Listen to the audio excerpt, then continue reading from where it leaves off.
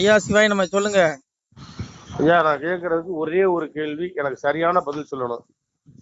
சொல்லிடுவோம். அண்ணாமலைக்கு பதவி கொடுப்பாங்களா கொடுக்க மாட்டாங்களா? யாருக்கு அண்ணாமலைக்கு கொடுப்பாங்க? தமிழகத்துல பாஜக கால் ஊழணுமா இல்ல மறுபடியும் நோட்டாவுக்கு போகணுமா? அண்ணாமலைக்கு பதவி கொடுப்பாங்கன்னா அண்ணாமலை திமுகவுக்கு ஜாலரா அடிக்கணும். சிங் அடிச்சா கொடுப்பாங்க. நீ ஏன் திமுக எதுக்குற? நாங்கெல்லாம் திமுக கூட அணைச்சி போல. அண்ணன் ஸ்டாலின் தமிழிசை அது சொல்லலையா? எவ்வளவு அழகா திமுக கூட உறவாடுறாங்க. அவங்களுக்கு 2 மாநில கவர்னர் பதவி கொடுக்கலையா? இலக்கணேசன் சொல்லவே வேண்டாம், மேடைக்கு மேடை திமுக புகழ்ந்திருக்காரு. பழைய வீடியோல எடுத்து பாருங்க. அப்போ அவருக்கு கவர்னர் பதவி. நம்ம ஐயா சிபிஆர் சொல்லவே வேண்டாம்.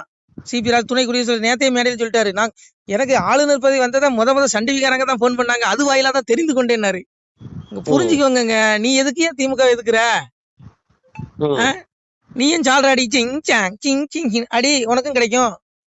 தன்மான சிங்கையா, இது ஒரு பதவிக்காக வரல. அண்ணாமலை நினைச்சிருந்தா எல்முருகன் பதவிய மந்திரி பதவியை அப்பதே காலி பண்ணிருக்கலாம். அது தெரியுமா உங்களுக்கு? மந்திரி பதவி வேண்டான்னு தூக்கி எரிஞ்சவரு. இந்த காலத்துல இப்படி ஒரு தலைவனாயா, இப்படி ஒரு மனுஷனாயா? இது மனுஷனாவே இருக்க முடியாது, இது அவதாரம் தான் சொல்லணும். ஏன்னா மனுஷ பயிலுக்கு விருப்பு காட்டு உட்பட்டவன் தான். ஆனா இந்த மனுஷன் பாருங்க, இந்த சின்ன வயசு, என்னை விட சின்ன வயசு தான். எனக்கு இன்னைக்கு எத்தனை, எனக்கு 39 வயசு ஆகுது. என் வயசு தான் நினைக்கிறேன் அவருக்கு. சின்ன சரி பாத்துக்கோங்க. அப்ப அவருக்கே இவ்வளவு ஞானம். இந்த வயசுல எவனாவது மந்திரி பதவி வேண்டாம்னு சொல்லுவானா ஐயா? அன்னைக்கு கேட்டது என்ன? மந்திரி பதவியை தொடர்றீங்களா? வேண்டாம். அவர் தோத்தமே கூப்பிட்டாங்களா டெல்லிக்கு? எல்முருகனுக்கு விட்டு கொடுத்தாரு. இன்னைக்கு அண்ணாமலை விட்டு கொடுக்கலாம், எல்முருகன் மந்திரியா இருக்க முடியாது. ஆனா இந்த மனுஷனை தோக்கடிக்கிறானுங்க, இந்த மனுஷனை கட்சி விட்டு ஒதுக்குறானுங்க. இந்த கட்சி உருப்படாதியா, வயிறுன்னு சொல்றேன். நீ அண்ணாமலை மீண்டும் தலைவராக்கனா இந்த கட்சி மீண்டும் தமிழ்நாட்டில் காலை ஊணும். இல்ல நீ வருகிற தேர்தல்ல மண்ணை கவுவ. நீ ஏற்கனவே யாருக்கெல்லாம் எம்எல்ஏ சீட்டு கொடுத்து அவனுக்கு தான் நீ மீண்டும் கொடுக்க போற. அவன் எல்லாம் மண்ணை கவுவான், எவனும் ஜெயிக்க மாட்டான். எழுதி வச்சுக்கோ. இங்க பாரு, பிஜேபியில எவனும் தியாகி கிடையாது. உண்மையான தியாகி யாரு தெரியுமா? பிஜேபி இருக்க தொண்டர்கள் மட்டும்தான். அண்ணாமலையும் சேர்த்துதான். அண்ணாமலையும் தன்னை தொண்டன்னு தான் சொல்றாரு. இவங்க தான் இந்த கட்சி வளரணும், தன்மானத்தோட சொந்த காலில் நிக்கணும்னு நினைக்கிறானே ஒழிய, ஹெச் ராஜா விட்டுருங்க, எல்முருகன் விட்டுருங்க, அவங்களும் களப்போராளிகள், நம்ம அவங்களெல்லாம் ஏத்துதான் ஆகணும். அதனால அவங்களெல்லாம் நான் ஏத்துக்கிறேன். மீதி எல்லாத்தையும் எடுத்துக்கிடுங்க. எல்லாம் பதவி ஏறி பிடிச்சவனுங்க. நீ திமுக கூட வேணாலும் கூட்டணி வை, எனக்கு எம்எல்ஏ சீட்டை கொடுத்துரு, நான் ஜெயிக்கணும். இதுதான் இவனுடைய கொள்கை. எவன் கூட கூட்டணி மானங்கட்டு தான் இருக்கும். ஐயா இது என்னய்யா? மனுஷனுக்கு வேணா தன்மானம், பதவி கிடையாது. அதனாலதான் மனுஷன் பதவி. நீ ஏடிஎம்கே கூட கூட்டணி வச்சா நான் தலைவர் பதவி ராஜினாமா பண்ணுவேன்னு சொன்னாரு. சொன்னதை செஞ்சாரா? எவனாவது செய்வானாயா? பதவி வெறி பிடிச்சவன் எவனாவது செய்வானா? செய்ய மாட்டான். ஆனா இவருக்கு பதவிங்கிற ஆசையே கிடையாது. ஒண்ணு எழுதி வச்சுக்கோங்க. எல்முருகன் என்னத்தையா சாதிச்சிட்டாரு? எல்முருகன் அப்படியே அந்த மந்திரியானவனே அப்படியே தூக்கி நட்டிடுவாரு, கீழே அப்படியே திமுக பந்தாடிடுவாரு. நாங்க ஒண்ணுங்க எங்க இருக்காருன்னே தெரியல. நீ ஹெச்ராஜாவை கொடுத்துருக்கலாம் அந்த பதவியை, பேராசிரியர் சீனிவாசன் கொடுத்துருக்கலாம். அதனால புரிஞ்சுக்கோங்க. இங்க வந்து உண்மையா உழைக்கிறவங்களுக்கு பதவி கொடுக்க மாட்டானுங்க. நீ கத்திட்டே சாகு கடைசி வரைக்கும். தொண்டர்கள் பாருங்க, இவனுங்க எப்படி தெரியுமா? இங்க இருங்க, மேடைக்கு மேடை எலியும் பூனை மாதிரி சண்டை போடுவானுங்க, கீரியும் பாம்பு மாதிரி கொத்திக்கானுங்க மேடையில பேசும்போது. ஆனா மேடை விட்டு கீழே இறங்கினதுமே அண்ணன் ஸ்டாலின் அம்மா சொல்லும். அப்புறம் இவங்கள சொல்லவே வேண்டாம். அப்புறம் இவங்க ஒண்ணு புரிஞ்சுக்கிடுங்க ஐயா, எந்த கட்சி ஆகட்டுமே தலைவர்கள் எல்லாமே மேல்மட்டத்தில் இருக்கவன் எல்லாமே பதவி ஆசைப்படிச்சான் திரிவான். இவனுக்கு எந்த கட்சியும் பகைக்க மாட்டான், மேலோட்டமா பேசுவான், ஒட்டிக்குவான். ஆனா தொண்டர்கள் மட்டும் கொம்பு சீவி விடுவான். பிஜேபி தொண்டர்களும் திமுக தொண்டர்களும் அடிச்சுட்டு சாகணும். எப்படி? இவனுடைய திட்டம் தானே. நான் அதை தான் சொல்றேன். நீ சிவனுக்கு தொண்டனாரியா? இந்த பயிலுக்கு மலஞ்சலம் கழிக்கிற மனுஷ பயிலுக்கு பின்னாடி போவாதங்கிறேன். உலகத்துக்கே அப்ப சிவபெருமானி அவனுக்கு தொண்டனாரு. தொண்டர்தம் பெருமையை என்னவும் பெரிதாகுமேனா? சிவனுக்குள்ள நீ தொண்டரானா, நீ அடியாரானா, நீ மோட்ச வீடு அடையலாம். இந்த விடுதலை, இந்த இறப்புங்கிற பிறப்புங்கிற துன்பத்திலிருந்து விடுபட்டு மோட்சம் கிடைக்கும். அதை விட்டுட்டு இங்க பாருங்க, இங்க எவனுமே பரமாத்மா கிடையாது, எவனும் தியாகி கிடையாது. நீங்க சொல்ற மாதிரி இவங்க மத்தியில வாழ்றதுக்கு போய் சேர்றதே மேல். அதனால ஒண்ணு புரிஞ்சுக்கிடுங்கய்யா, இந்த காலம் மோசமான காலம். இது இப்படிதான் இருக்கும். எவனையும் தண்டிக்க முடியாது. நீ பாருங்க, 15 ஆண்டுகள் ஆச்சு மோடி ஆட்சிக்கு வந்து என்னத்தை பண்ணிட்டாரு? எல்லா தொண்டர்களும் என்ன நினைச்சான்? ஐயோ இவர் வந்த உடனே அப்படியே திமுக பந்தாடிடுவாரு, அப்படியே தாண்டம் ஆடிடுவாருன்னா என்னாச்சு? ஆராசா பேசாத பேச்சா மோடிய, கனிமொழி பேசாத பேச்சா? அப்படி அவங்க பேசும்பொழுது பாஜக தொண்டர்களின் ரத்தம் கொதிக்குது. ஆனா பெரிய பெரிய தலைவர் பதவி வாங்கி வச்சிருக்கான் பாருங்க, இவன் எவனாவது திருப்பி பேசவானா? பேச மாட்டான். அதனால ஐயா ஒண்ணு புரிஞ்சுக்கோங்க ஐயா, இங்க பாருங்க, இங்க எல்லாம் பதவிக்காக தான் இருக்கான். கமலாலயத்துல குரூப் பாருங்க, அவன் எந்திரிச்சு போனா, அவன் எந்திரிச்சு போகும்போது சேர் உட்காந்துக்க நாற்காலியும் பின்னாடி ஒட்டிட்டு போவோம். எல்லாம் பவிக்கால் போட்டு ஒட்டி வச்சிருக்கான். அவன் பதவி காப்பாத்திக்கணும், நல்லா இருக்கணும், அவ்வளவுதான். எவனுக்குமே இந்த கட்சி வழக்குன்னு என்ன இல்லை. அண்ணாமலையோ அண்ணாமலை பாஜக தொண்டர்கள் 1-2 பேர் இருக்காங்க. இவங்களை தவிர எவனுக்குமே அந்த எண்ணம் இல்லைங்க. அதனால இங்க பாருங்க, சாமி வர வேண்டிய காலம் நெருங்கிருச்சு. அண்ணாமலை வந்து நான் சொல்ற மாதிரி அண்ணாமலை ஒருவேளை பரமாத்மாவுடைய அவதாரமா இருக்கலாம். எங்க ஐயா யோகி அவதாரம். ஒருவேளை ஒரு தூதனா கூட இருக்கலாம். ஏன்னா அந்த கலியுகம் அழிஞ்சு தர்மயுகம் வரக்கூடிய நாள் நெருங்கிட்டு. ஏன்னா கலியுகம் அழியும் போது இது போல சம்பவம் சம்பவிக்கிறாரு. ஆட்சியாளர்கள் ஊழல் பண்ணுவான். சாமி தான் சொன்னாரு, பாசாங்கு மந்திரியும் பாவிகளாய் கூசாமல். சாமி சொல்றாரு, நாடு தண்ணியில் ராஜாக்கள் பாவிகளாய் வந்து பாசாங்கு மந்திரியும் பாவிகளாய் கூசாமல் பெண்ணாலும் பொன்னாலும் மண்ணாலும் பேசி நிலக்கரையில் நித்த முடிவார்னா. முன்னோர்கள் உண்டு பண்ணி வைத்த சிவ உட்பொருளை தேடாது கண்டதெல்லாம் தெய்வமான கை எடுப்பாருன்னா சாமி சொன்னான். ஆட்சியாளர்கள் ஒழுக்கம் இல்லாம போயிருவான். மேடைக்கு மேடை மந்திரி பாசாங்கு பண்ணுவான். உங்களுக்கு நாங்க அதை செஞ்சிருவோம் இதை செஞ்சிருவோம் பொய் புரட்டு பேசுவான்னா. எம்பெருமான் சொன்னது நடக்கா இல்லையா? கலியுகம் அழிஞ்சு போகுது. அழியுற நாள் இதெல்லாம் நடக்குது. அண்ணாமலை என்ன பிரதம மந்திரியா இல்ல உள்துறை அமைச்சர் அவங்க மீது நடவடிக்கை எடுக்கிறதுக்கு? அவரு என்ன பாவம், ஒரு அறிக்கை தான் விட முடியும். அதனால அங்க புரிஞ்சுக்கோங்க, பாரு தர்மயுகம் வரப்போகுது. எங்க அப்பன் பரம்பொருள் எந்த ரூபத்துல வேணாலும் இந்த பூமியில அவதரிச்சிருப்பான். நான் சொல்லல, இறைவனை எம்பெருமானை சொல்றான். மாயனோ அன்னைக்கு கலியனுக்கு சாமி சொன்ன புத்தி, மாயனோ உபாயத்தாலே மனுவது போலே ஆகி ஆயனர் குலமும் தோன்றி அவனியில் இருப்பான் கண்டீர். மாயத்தை அறியா நீயும் ஆளவே போக வேண்டாம், நியாயமாய் உரைத்தேன் ஐயா நம்முட அரசு கேட்கும். அன்னைக்கு எம்பெருமான் இறைவன் ஒரு சொரூபம் எடுத்து மனு சொரூபம் எடுத்து கலியனுக்கு புத்தி சொல்றான். கலினீச மன்னனுக்கு இன்னைக்கு இருக்க அரசாங்கம் அந்த மந்திரி இருக்கா பாருங்க, இவங்களுக்கு அண்ணாமலை புத்தி சொல்றான். இந்த அண்ணாமலை புத்தி சொன்ன மாதிரி எனக்கு எங்க அப்பன் பரம்பொருள் கலியனுக்கு, இந்த கலியன் துரியனுடைய கடைசி ஆத்மா 7வது பிரிவு கலியனாக பிறந்தா அவனுடைய அரசாங்கம் தான் பூமி ஃபுல்லா நடந்துட்டு இருக்கு. அப்ப கலியனாக அவன் ஆளும்போது அவனுக்கு புத்தி சொல்றான் எங்க அப்பன் பரம்பொருள். டேய் மாயனாக இறைவன் மனுஸ்வரூபம் மனிதனுடைய ரூபத்தில் எங்கு வேண்டாமானாலும் இருந்து இந்த யுகம் ஜோதிக்க இறைவன் வந்திருப்பான். அவனுடைய மாயத்தை அறியாத நீ மாண்டு நரகத்துல போய் விழுந்து செத்துறாதான்னு உனக்கு புத்தி சொல்றான் சாமி. அவன் கேட்டானா கேட்கல. அப்போ அது போலதான் இன்னைக்கு அண்ணாமலை இந்த ஃபைல்னு வெளியிட்டு இந்த மந்திரிகளுக்கு புத்தி சொல்றாரு. டே இதெல்லாம் பாவண்டா, ஆத்ம வாழ்வுதாண்டா நிரந்தரம். இந்த பாவ முட்டை கொண்டு போய் நரகத்துல ஆத்மாவை வீழ்ச்சி அடிச்சிடாங்க, நாசமா போயிடாதீங்க, 84 லட்சம் பிறவி கொடுத்து உங்களை கொண்டு எம்பெருமான் கொள்ளுவான்னு சொல்றான். கேட்க மாட்டான். அதனால விட்டுருங்க ஐயா. அண்ணாமலை வந்து இறைவனுடைய தூதனா கூட இருக்கலாம். ஏன்னா நான் சொல்லல, கல்வி கடவுள் சரஸ்வதி அந்த தாய் வந்து தாளாற்றா. கலியுகத்துல இறைவன் எப்படி வருவானா, சாமி தாய் தாளாற்றா பாருங்க. தார தர தர தாராரு தார தர தர தாராரு உலகம் 14 ஒரு கூடைக்குள் ஒரு சொல் மொழிக்கால வந்தவரு இலகு பிரகாச சுவடு கொண்டு இலங்கும் பதியாள பிறந்தவரு வம்பு கலியுக குளமறுக்க வைந்தர் பதியாள வந்தவரு அம்புக்கணை ஒன்றும் இல்லாமலே அறுக்க வந்தாரோ கலிதனையும் கூட படைகள் துணை இல்லாமலே குறும்பை அடக்க வந்தவரோ சாடத்தலையாரி ஒன்றில்லாமல் சதைக்க வந்தாரோ கலியுகத்தை வாழும் ஆயுதம் எடுக்காமலே வதைக்க வந்தாரோ கலியுகத்தை கோளு பேய்களை கிரகங்களை கொல்ல வரம்பற்ற நாரணனோ காணா கருவான குருமூலமோ கர்த்தன் கர்த்தாதி கடவுள்தானோ தார தர தர தாராரோ தார தர தர தாராரோ. அன்னை கலைவாணி பாடுறா. தாய் கல்வி கடவுள் தாய் சொல்ற இறைவன் எப்படி வருவானா கலியுகத்துல? ஒரு 14 உலகத்தையும் ஒரு குடைக்கு கீழால எம்பெருமான் வருவான். ஒரு சொல் மொழிக்கால இலகு பிரகாச சுவடு கொண்டு, அதாவது எதா தித்ய கதம் தேஜோ ஜகத் பாசி தேசிகளும் சந்திரமசி எச்சாக்கனோ தத் தேஜோதி மாமாங்கிற, அதாவது இறைவன் எப்ப எத்தன்மையானவனா, ஒரே நேரத்தில் 1000 சூரியன் உதித்தால் எவ்வளவு வெளிச்சம் கிடைக்குமோ அவ்வளவு அதையும் விட அதிகமான ஒளி பொருந்தியவனா. ஒரு சூரியனுக்கு எவ்வளவு வெளிச்சம்னா இந்த ஒரு சூரியன் நம்ம கண்ணில் பார்க்க முடியாதா? முடியாது. அப்ப 1000 சூரியனை விட அதிகமான ஒளி உடையவனா. அப்பேற்பட்ட இறைவன் எங்க அப்பன் பரம்பொருள் எங்க அப்பா இந்த உலகத்துல எப்படி வருவானா, இலகு பிரகாச சுவடு கொண்டு வருவானா. இந்த கலியுகத்தை இருக்க வம்பு கலிக குளம் இருக்க வருவானா. அம்புக்கணை ஒன்னும் எடுத்துட்டு வர மாட்டான். ஏன்னா இவனு புழுப்பூச்சி, இவனுல கொள்றதுக்கு இந்த நீச குளம், இந்த படுபாவிகள், இந்த மாதிரி ஊழல் பண்ற பாருங்க, இந்த பெருச்சாளிகள், இந்த ரவுடிப்பைய, இந்த காட்டு மிராண்டிகள், இவனுகள் எல்லாம் அழிக்கிறதுக்கு எங்க அப்பன் சொல்ற பாருங்க அம்புக்கணை. எங்க அம்மா சொல்ற அம்புக்கணை ஒன்னையும் கொண்டு வர மாட்டான். ஏன்னா இவன் புழுப்பூச்சி, இவனை நசுக்கிறதுக்கு எதுக்கடா அம்புக்கணைங்கிறா. அப்புறம் கூட படைகளை கூட்டிட்டு வர மாட்டானா. ஏன்னா இறைவன் ஒவ்வொரு யுகத்திலையும் பாத்தீங்கன்னா கூட படைகளோட வந்தான். சங்கு சக்கரத்தோட வந்தான், பெரிய அந்த சொரூபத்துல வந்தான்.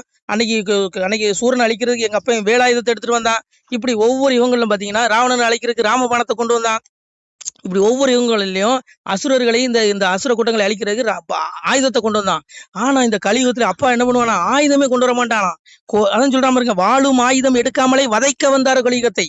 அப்போ எந்த இதுவே கொண்டு வர தனி மரமா சிங்கிளா ஒரு சாதாரண மனுஷனை போல வருவானா. அப்பா கலைவாணி சொல்றா தாய் சரஸ்வதி. அப்போ அண்ணாமலை பாருங்க, ஒரு மனுஷன் ஒத்த மனுஷன், அவர் பின்னாடி பிஜேபி கட்சி கூட இப்ப எல்லாம் ஓர கட்டிட்டானுங்க. ஆனா அத்தனை ஊழல்வாதி மந்திரிகள் கண்ணுல விரல விட்டு ஆட்டுறான் பாருங்க. சாதாரண மனுஷனால இந்த வேலை செய்ய முடியாதுயா. ஒரு பரபிரம்மம் அண்ணாமலை சாதாரண மனுஷனா இருந்தாலும் கூட எங்க அப்பன் பரமாத்மா, எங்க அப்பன் அவனுக்குள்ள இருந்து வேலை செய்யறான், அண்ணாமலைக்குள்ள இருந்து இந்த வேலை செய்யறான். இல்ல நம்ம எதுக்க முடியாதுயா, புரிஞ்சுக்கோங்க. சாதாரண ஆளு எதுனா எவன் காணாம போயிட்டான் திமுக எதிர்த்து. இன்னைக்கு இந்த மனுஷன் ஒரு ஆளு நின்று கூட படைகள் இல்ல, அம்பு ஆயுதங்கள் இல்ல, ஒரு அப்படி தண்ணி வர ஒரு மைக்க பிடிச்சிட்டு கதற விடுறான். அப்போ அன்னைக்கு எங்க தாய் அன்னைக்கு கலியுகம் அழிகிற நாள்ல இந்த பாவிகளுடைய கொட்டத்தை ஆட்டத்தை அடக்கிறதுக்கு இறைவன் மனுச்சுரூபத்துல வருவான் அப்படின்னு கலைவாணி பாடுறா. ஆனா வரும்போது ஆயுதங்களை எடுத்துட்டு வர மாட்டான், கூட படைகளை கூட்டிட்டு வர மாட்டான். ஆனா இவனுங்களை அழிச்சிருவான்னு சொன்னான். நடக்கா இல்லையா? சாமி வந்துட்டாரா இல்லையா? அத்தனை பயில்கள் மட்டும் எத்தனை கோடி ஒண்ணா இருக்கட்டுடா, உன் தூக்கத்தை கெடுத்துட்டானா? நீ தூங்குறியா நிம்மதியா? இல்ல உன்னை தூங்க விட மாட்டான். அதுதான்டா சாமி. அததான் எங்க அப்பன் பரம்பரை சொன்னான். இறப்ப வடிவாய் இருந்து கலிதனையும் பிரம்மமாய் நின்று பக்தி சோதித்தேனாம், எங்கும் இருந்து எரிப்போம் கலிதனையும் சங்கில் இறந்து தான் வளர்ப்பேன் அன்போரேங்க. என் பிள்ளைகள் சாதுக்களை நான் இறப்புக்கு அப்புறம் அவனுக்கு மோட்ச விடு, என்னுடைய நித்திய விடு வைகுண்டத்துக்கு அழைச்சிக்கிறேன். ஆனா இந்த கலிநீச படுவாவிகளை மறைபொருளாக, கண்ணுக்கு புலப்படாத மறைபொருளாக இருந்து இவனுடைய நாள் முடிஞ்சதும் எவனை அனுப்பி அவனை கூப்பிட்டு நடு கேட்கிறேன், நரகத்துல தள்ளி ஆக்கினை தண்டனை கொடுத்த பிறகு இறப்புக்குரிய மண்ணுலகளை 84 லட்சம் பிறவி கொடுத்து இவனை கொன்னு எடுக்கிறேங்க. இவனுங்களா இன்னும் 1000 கோடி 50,000 கோடி வச்சுட்டு போடா, எவ்வளவு நாள்டா உனக்கு? 100 வருஷம் வாழ்ந்துருவா, அவ்வளவுதான். அப்பா கூடுவான், அழைப்பு வரும் அங்க இருந்து. புரியுதா உங்களுக்கு? அதனால பாருங்க, அப்பா அப்படி இல்லது ஒரு பயிலும் தப்ப முடியாது. தேடிக்க அப்பாவ தேடுனா உனக்கு முக்தி. அதனால அங்க பாருங்க, அந்த கலியுகம் இப்படிதான் அழியும். நான் சொல்லல, அப்பா சொல்றான் பாருங்க, அண்ட பகீரண்டம் வெள்ள ஒரு ஆயுதம் வந்திருக்குதடா, அண்ட பகீரண்டம் வெள்ள ஆயுதம் வெடித்ததுண்டால் துண்டு துண்டாய் போய் விடுவீர், துணை உண்டோ உங்களுக்கு? குலத்தை கெடுக்கின்ற கோடாரி காம்பது போல் உங்களுடைய பாவம் உங்களுக்கு சத்துருவாய் இருக்குதடா. குளத்தை கெடுக்கின்ற கோடாரி காம்பது போல் உங்களுடைய பாவம் உங்களுக்கு சத்துருவாய். நான் செஞ்ச பாவம், நீங்க செஞ்ச பாவம். நம்ம இத்தனைக்கு 7 யுகம் 4 யுகம் தான் கணக்கு இருக்கு. கிரேதா திரேதா தோபர்களி 7 யுகம் கணக்குல அந்த யுகம் எத்தனை லட்சம் ஆண்டு இருந்ததுன்னு தெரியல. அத்தனை லட்சம் ஆண்டுகள் நம்ம பிறந்திருக்கோம், பிறந்து செத்துருக்கோம். அந்த யுகங்களில் நம்ம முக்தி அடையல. அதனால அந்த யுகங்களில் பிறந்த கர்மவினை அனுபவிப்பதற்காக இன்னைக்கு அணு ஆயுதம் கண்டுபிடிச்சு வச்சிருக்கான் பாருங்க. அண்டபகி 2 வெள்ள ஆயுதம் வெடித்ததுண்டால் துண்டு துண்டாய் போயிடுங்க. அன்னைக்கு அணு ஆயுதம் ரஷ்யா பண்றான், அமெரிக்கா பண்ண போறான். இது எல்லாம் யாரு? இந்த ஆயுதம் அப்பா நீ செஞ்ச பாவடா. இப்படி நீ மரணித்தால் நீ செய்த பாவங்கிறான். குளத்தை கெடுக்கின்ற கோடாரி காம்பது போல் உங்களுடைய பாவம் உங்களுக்கு சத்துருவா இருக்குதான். துண்டு துண்டா போவீங்க, நீ துண்டு துண்டா போயிருவீங்க. நடக்க இல்லையா? அதான் சொன்னான், கண்ணுக்குள் மணியையான காரண குருவேனியான விண்ணுக்குள் எவர்க்கும் யான வெளிச்சுடர் ஆனமூர்த்தி ஒண்ணுக்குள் ஒன்றாகி உலகம் ஈரல் அனைத்தும் காக்கும் அணுவுக்கும் கடந்த ஜோதி அறிவுளும் அறியாதேங்கிறான். இந்த உலகத்தை அளிக்கிற அணு ஆயுதமும் அவன் தான், சிவபெருமான் தான், எங்க அப்பன் தான். அதனால அங்க பாருங்க, உடல் அழிஞ்சிரும், எவனாலையும் காப்பாற்ற முடியாது இந்த உடலை. ஆனா ஆத்மா உலகமே அழிஞ்சாலும் அழியாது. எந்த அணு ஆயுதத்தாலும் ஆத்மா அழிக்க முடியாது. அந்த ஆத்மா அப்பாவுடைய வீட்டுக்கு போன மோட்சத்தை தேடிக்கிங்க. இல்லைன்னா 84 லட்சம் பிறவி புழு விலங்கு பறன்னு எடுத்து சாவுவீங்க. நான் சொல்ல, அப்பா சொல்றான். நமசிவாய. திருச்சிட்டம்பலம். சிவாய நம. திருச்சிட்டம்பலம், தில்லையம்பலம், பொன்னம்பலம். சிவாய நம. உறவுகளே, சிவ அன்பர்களே, தற்போது தாங்கள் இந்த வீடியோவில் பார்க்கக்கூடிய இடத்துல ஒரு சிவாலய திருப்பணி ஒன்று நடந்து கொண்டிருக்கிறது. இந்த இடத்துல பார்த்தீங்கன்னா, முன்பு ஒரு காலத்தில் ஒரு சிவாலயம் இருந்திருக்குது. அதாவது இந்த ஏரியா இப்போ ஒரு தென்னை மரங்கள் பனை மரங்கள் சூழ்ந்த காடாக இருக்கிறது. முன்பொரு காலத்தில் இங்கே ஒரு ஊர் இருந்ததாக சொல்கிறாங்க. ஆனால் இப்போது சுற்று வட்டாரத்தில் 5 கிலோமீட்டர் சுற்றுலாவில் ஊரே கிடையாது, காடு. இப்போ இந்த இடத்துல ஒரு சிவாலயம் அமையிருக்கிறது. இந்த சிவாலயத்தில் இருந்த அந்த சாமியுடைய திருமணியை எடுத்து வச்சிட்டோம். திருப்பணி முடிஞ்சதுக்கப்புறம் பிரதிஷ்டை பண்ண இருக்கிற உறவுகளே, தற்போது இந்த வீடியோ பார்க்கக்கூடிய உறவுகள் தங்களால் முடிந்தால் ஒரு சின்ன உதவி செஞ்சு கொடுங்க. எங்கள் இடத்துல பொருளாதாரம் இல்லை. அதனால் பார்த்திங்கன்னா அந்த வேலையெல்லாம் அப்படியே நின்று போச்சு. பாருங்கள், இந்த அப்படியே பாதியிலே நிற்கிது இந்த சிவாலய திருப்பணி. பக்த கோடிகள், அன்பு உள்ளங்கள், தயவுசெய்து நீங்கள் உதவி செய்ய விருப்பமுள்ள உறவுகள் உதவுங்க. உங்களுக்கு கோடி புண்ணியம் கிடைக்கும். இந்த சாமியோடைய அருள் அனுகிரகம் உங்களுக்கு கண்டிப்பாக கிடைக்கும். இது ஒரு புகழ்பெற்ற சிவாலயம்னு கூட சொல்லலாம். சாமியோட திருமணியை எடுத்து வச்சிட்டோம். இந்த இடத்துல பார்த்தீங்கன்னா ஒரு வாசி தண்டம் இருக்குது. அந்த காலத்தில் ஒரு முனிவர் யாரோ தவம் செஞ்சுருக்காங்க. அவங்களுடைய வாசி தண்டம் அவர் திருக்கரங்களால் எழுதின ஓலைச்சுவடி கூட இன்றும் இருக்குது, இன்னும் பாதுகாக்கப்பட்டு வருது. அது கோயில் திருப்பணி முடிஞ்சதுமே அதையும் நாங்கள் அந்த வழிபாட்டுக்கு வச்சுடுவோம். இந்த சிவாலய திருப்பணி வந்து சாமி திருநாமம் வந்து முக்தீஸ்வரர் அப்படிங்கிற திருநாமத்தில் வழங்குறாரு. நெல்லை மாவட்டம் நாங்குநேரி தாலுகாவில் இந்த சிவாலயம் அமைய இருக்கிறது. உறவுகளே, இந்த வீடியோ பார்க்கக்கூடியவங்க ஒரு 2 பேருக்காவது கொஞ்சம் ஷேர் பண்ணுங்கள்.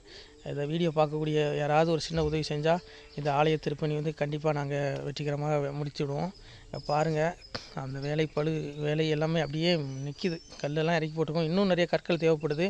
சுவாமியோடைய அந்த திருக்கோபுரம் பார்த்திங்கன்னா லிங்க வடிவிலே அமைக்க இருக்கிறோம்.